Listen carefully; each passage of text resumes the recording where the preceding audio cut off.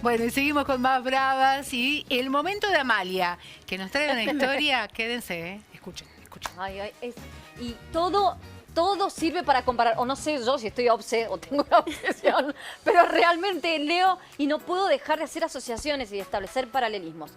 Escuchen lo que pasa cuando un escenario es adverso, ¿no? Hoy vamos a hablar del nacimiento de Ernest Hemingway. Vos me dirás, ¿quién es Ernest Hemingway? Ahí lo ves. Un buen mozo, no eres el dato importante, pero no importa, total somos la brava. Bueno, ya que está, lo decimos y está bien dicho. Mirá lo que es, un bombón sí. imposible. Sí. Pero aparte de bombón, como buen bombón, además bueno, no vamos a generalizar, porque no vamos a ser ignorantes, ¿no? Pero la verdad es que era un artista, un escritor muy importante, periodista, pero un pensador de aquellos. Y un pensador traumatizado, un filósofo, ¿no? Vamos a decirlo. Se caracterizó Hemingway siempre por los desbordes. ¿Y por qué por los desbordes? Y esta vida errante, y esta vida tumultuosa, y esta vida que, bueno, enamoraba a muchísima gente. Por ejemplo, a Gertrude Stein, que ahora estaba enamorada de él, pero que fue una de las grandes escritoras también de aquellos años, de los años 30, de los años 40, que, bueno, consideró o hizo que ciertas generaciones de esa época en los Estados Unidos fueran de las más importantes. Es una de las mujeres más importantes en la literatura. Ernest Hemingway es un escritor y un periodista norteamericano, nacido en Idaho, en los Estados Unidos, y que le toca vivir la Primera Guerra Mundial. Y acá es donde yo te establezco el escenario de incertidumbre, de desconocimiento, un escenario devastador, un escenario de devastación, un escenario dantesco, donde este hombre toma una vida a partir de lo que le ocurre en la Primera Guerra Mundial totalmente desorientada, ¿no? Perdida, que empieza a buscar y empieza a rastrear su identidad y recorre el mundo. De hecho, pertenece a la generación de los escritores, lo que se llama en los Estados Unidos la generación perdida. Sí. ¿Cuál es la generación perdida? Roxana seguramente lo sabe. La generación perdida se trata de todos aquellos escritores, el nombre se lo puso Gertrude Stein, de todos aquellos escritores que fueron enviados por los Estados Unidos a la Primera Guerra Mundial. Escritores, artistas, que en el mejor momento, en la floración de su arte, fueron enviados a combatir a un escenario dantesco, al peor de todos que se pueda imaginar un ser humano, obviamente. ¿Qué escenario peor que la guerra? El infierno, ¿no? Porque es muerte, muerte, muerte. Tanto así es su experiencia como periodista, porque lo mandan también a cubrir, obviamente, y a pelear y a luchar, que él empieza a ver cuerpos mutilados. Pero lo que más lo va a conmover es la cobardía, los actos de cobardía humana en los momentos en el que el miedo y en el que el hombre tiene que sacar su humanidad. Cómo el hombre se porta como un animal, ¿no? Como un animal instintivo, ¿no? Y no apela ni siquiera a los sentimientos ni a la razón. Es como que no puede conectar esa parte. Entonces, definitivamente actúan por impulso en situaciones de miedo y de terror. Todos esos actos de cobardía al ser humano le hicieron perder, lógicamente, mucho la fe. A partir de esto, él pasa a ser uno de los hombres más representativos de esta generación perdida, junto a otros tantos nombres. Algunos que se quedaron en Europa y otros que volvieron a los Estados Unidos y que no pudieron hacer más carrera porque quedaron locos. Obviamente, ¿no? Desorientados, perdidos, sin rumbos, sin saber para dónde ir, qué hacer con su vida, porque estaban tan desmoralizados y la falta de esperanza era tal. Por eso yo traigo la comparación a la Argentina permanentemente, porque los escenarios de incertidumbre pueden ser o la guerra, puede ser una pandemia, puede ser todo lo que nos quite la libertad y lo que nos traiga horror, abandono y anarquía. En una guerra lo que hay, sobre todo, es anarquía, es falta de líderes, porque por más que haya alguien que te esté diciendo qué hacer, está solo frente a las balas, digamos, ¿no? Y sí. La miseria humana que él ve lo hace pertenecer a esta generación. Tanto es así que en la década del 30, él, para mantenerse, en el 21, cuando vuelve, ubiquemos la Primera Guerra Mundial, 1914, termina, vuelve, 1921... se va a París, se casa, se va a Europa, ¿no? Como que ya Estados Unidos no era su lugar, se va a Europa, totalmente marcado por la guerra, se casa, se queda en París escribiendo a que no saben qué. ¿Qué cosa? Crónicas sociales, ¿no? La pasarela. La ¿no? vida misma. Claro, pero París, viste que vos ya sabés que desde el siglo XIX ya Gauguin venía pintando los paisajes de la vida, bueno, social de París, ¿viste? De cuando cómo se juntaban los picnics y todas las cuestiones. Y voy a retar un cámara en vivo. Me hacen silencio, por favor, me pongo maestra Ciruela. Entonces, A partir de ahí, mira, te estoy mirando, mascarita. A partir de ahí, me estoy distrayendo. A partir de ahí, loca, bueno, no se muevan, quédense quietos, que la chica se distrae, tengo poca atención. Bueno, la cosa es que a partir de entonces, escribiendo crónicas sociales, él se mantiene, empieza a sostener su libro que se llama Fiesta, que habla justamente de todo lo que vio en España, porque obviamente pasó por distintos lugares, y todos los recorridos por Pamplona y las carreras, las embestidas de los toros. Él se queda muy impresionado.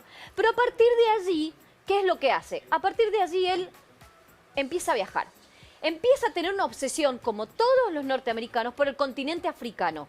Escribe Las nieves del Kilimanjaro, por ejemplo, entre tantas otras. Escribe un montón de cosas. Por lo exótico, él empieza a buscar el rumbo de su vida, pero sigue desorientado, sigue abatido, sigue pero lleno de excesos por todos lados. Tanto es así que en 1936 se destapa la Guerra Civil Española, 1 millón de muertos, de civiles muertos, la guerra más espantosa de civiles que hubo en la historia. Y lo mandan desde una asociación norteamericana a cubrir la guerra y él dice que sí, bueno, vamos, y total de guerra, ya sé, voy a cubrir.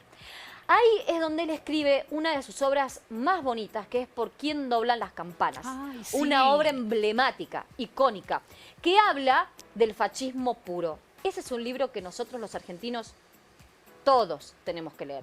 Argentinos, descendientes de italianos, tenemos que leer. ¿Por quién doblan las campanas? ¿Por quién doblan las campanas? De hecho, hay una película espectacular. Claro, sí. ¿Por quién doblan las campanas? ¿De qué habla? Básicamente habla del avance de un grupo de guerrilleros en España, por supuesto, de republicanos, contra los falangistas, que se les venían encima. Bueno, esto es muy de la Guerra Civil Española, pero él se sorprende ante el fascismo, cosa no vista en los Estados Unidos, cosa que además en ese entonces ya se empezaba a luchar contra, digamos, a ver, lo que se llamó el macartismo, ¿no? La casa de brujas y el comunismo, que tenía algo que ver con estas cuestiones populares, si quieren, iban en la misma línea.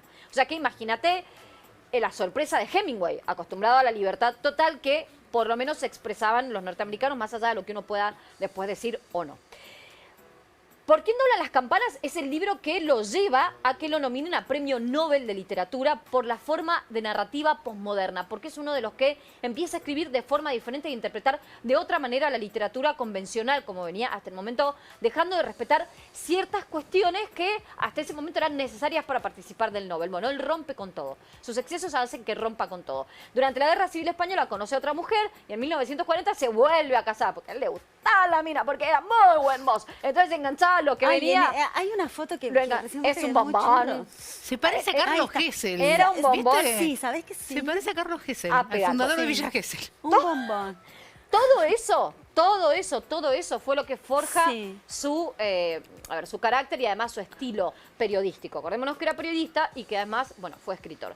Sí. Y después escribe un libro que para mí es su obra cúlmine y la más bonita de todas, que es nada más y nada menos esta que habla de la vida de un pueblito muy sencillo de pescadores en Cuba. A ver, Ro, si la tenés. El viejo y el mar. El viejo y el mar. Ay, cómo lloré con ese libro. Qué El maravilla. viejo y el mar. ¿Por quién doblan las campanas y el viejo y el mar? Ahora, ¿lo escribe en Cuba, El viejo y el mar? Él empieza a tener aficiones, pues estaba muy Sí, desbordado. porque me entonces- resulta, con lo que vos contás de su rechazo contra el fascismo, irse a vivir a un país con un régimen como el de Cuba, fue a ver. porque él estuvo un tiempo Claro, viviendo ahí en Cuba. Él estuvo un tiempo viviendo en Cuba, vivió en África, vivió en un montón de lados, recorrió, conoció en España, y él estuvo mirando y estuvo viendo y estuvo a ver qué era lo que pasaba con este régimen que en todo el mundo estaba empezando a tener auge y que ya había cruzado continentes, ¿no? Enteros, y que se venía para Latinoamérica, que en ese momento ni figurábamos en el mapa, pero que llegó finalmente, ¿no? Él lo que hace es describir la vida de un poblado de gente muy pobre. Ustedes saben que en la Biblia se habla del pescador Claro. como el más humilde de todos, Sí, ¿no? sí, El que sí. menos dinero tiene, el que menos aspiraciones sociales tiene, porque realmente vive en la margen, tiene mal olor, siempre está sucio, se levanta al amanecer, enfrenta al mar, tiene un montón de vicisitudes que afrontar para darle de comer al mundo, digamos, ¿no? En definitiva. Y el viejo y el mar habla de esto. Él era un aficionado a la pesca, pues necesitaba buscar calma de alguna manera. Entonces se quedaba pescando horas y horas y horas. Finalmente se vuelve a Idaho, a los Estados Unidos. Dicen que no saben si murió por un accidente o si realmente se quitó la vida de un escopetazo, pero finalmente lo que se cree y todo lo que habla en relación a la fundación y al museo de Ernest Hemingway es justamente de que se habría quitado la vida porque no soportaba lo que le había ocurrido y todo lo que había visto en tantos años de guerra, de terror y de horror. Un lugar donde pueden conocer bien a Ernest Hemingway es la película Medianoche en París. Yo se las recomiendo, nada más y nada menos que de Woody Allen. De Woody Allen. Y hace un rejunte muy interesante de todos los artistas. Ahí la tienen, mirá Ahí qué está. bonito. Sí, sí, De sí. Ernest Hemingway, de Gertrude Heine, de Picasso. De Picasso, sale la banda de Picasso. Bueno, de un montón de artistas de esa época que fueron realmente sublimes, de Modigliani, bueno, muchísimos. Yo verdaderamente se los recomiendo y les recomiendo leer Por quién doblan las campanas en este contexto hoy en día en la Argentina. Léanlo porque no tiene desperdicio. Es una obra maestra, realmente. Maravilloso, bravo. Hermoso, Bravo, hermoso. bravo, nos encantó. Y en la bodeguita del medio, en Cuba, te vas Sí. a encontrar un montón de cosas que tienen que ver con el paso de Ernest Qué Hemingway. divino. Sí. Hay en las paredes escritos de la gente que le deja mensajes en las mesas de Sí. ese bar. Porque dicen que él iba a tomar ahí ron. Claro. Tenía excesos, a ver, se emborrachaba, así, siempre ustedes lo van a ver en la película, está siempre borracho. Se iba, venía, iba a cazar jabalíes. Daiquiri, dicen era una los chicos cosa, de daiquiri, dicen por ahí. Tomaba de todo, pobre hombre. La verdad es que en esa época fue la Primera Guerra Mundial, nadie te preparaba para nada, comienzos del siglo, dejábamos el siglo del romanticismo. El siglo del romanticismo donde todo era bucólico para entrar al siglo XX del horror de las guerras, ¿no? Claro. Donde todo se había convertido en un infierno. Y realmente lo que estamos viviendo hoy es todo cíclico y es muy parecido y muy similar en el escenario de incertidumbre que tenemos hoy. Un escenario lunar es el que estamos viviendo en la Argentina.